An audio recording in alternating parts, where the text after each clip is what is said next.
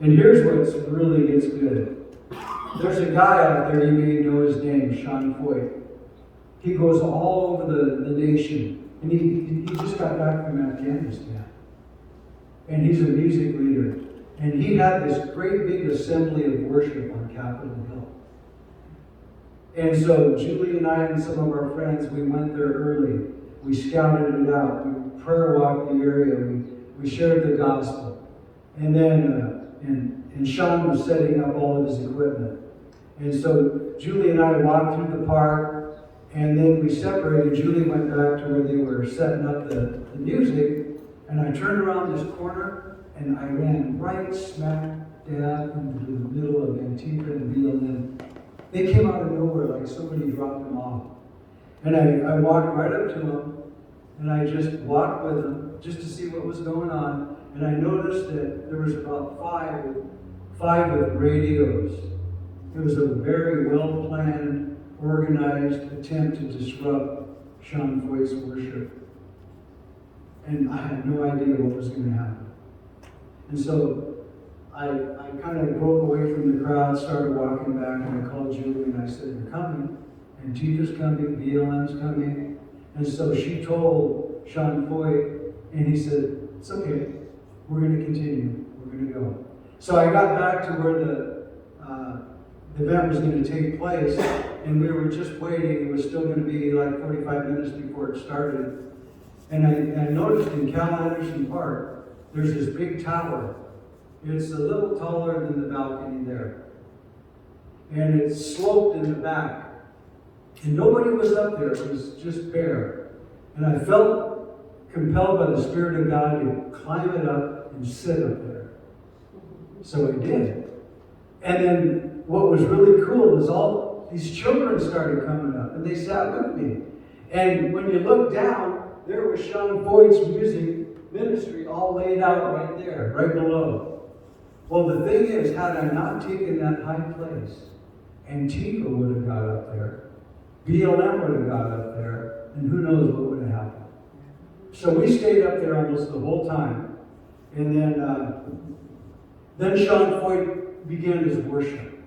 And it was over the top. Thousands of people came from all over America to this event. And the worship, it was so loud and so wonderful. And they even had baptisms there. When we were looking around earlier, they were filling up this big tub to do baptism. And guess who else was there? Satanists. And they had their demonic sticks. And they were going through the crowd trying to cast spells on people. I mean, it was spiritual wickedness on steroids. And when I was up on that tower, and I noticed when the music was going forward, BLM guys were coming around and trying to destroy different equipment. And then Sean had different big guys set up just to resist him. Not fight him, but to resist him. And he also had a guy from Africa that spoke. And when he was speaking, when he was done, one of these BLM guys, a black guy, was in that black African's face, cursing him with every evil curse word he could think of.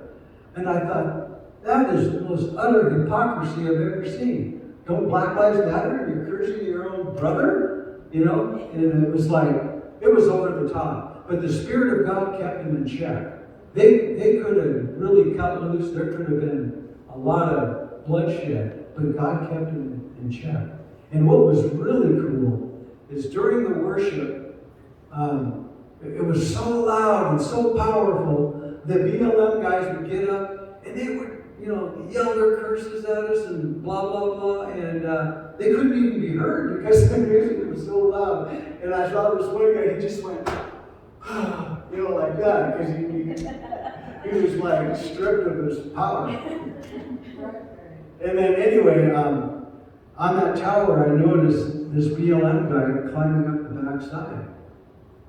And he stopped about halfway. So I stopped and I went down and shared with him. And usually they're in your face. And I just had a real quiet, gentle demeanor.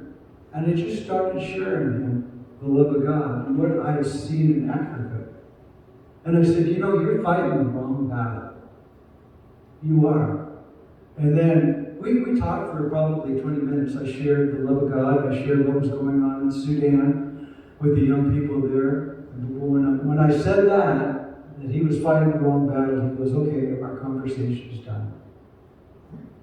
But still, the seed was planted. I don't know where that would go to this day. But anyway, that event was like over the top. And Sean goes into all these cities, all over the nation, and he's been into Seattle twice now.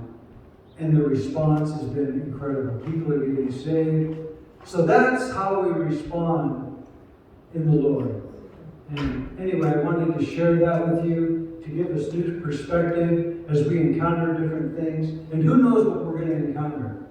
And on the bright side of our African adventure, it looks like we're hopefully going to go back to the capital of Sudan and try to get an orphanage started with one of our friends that live with us.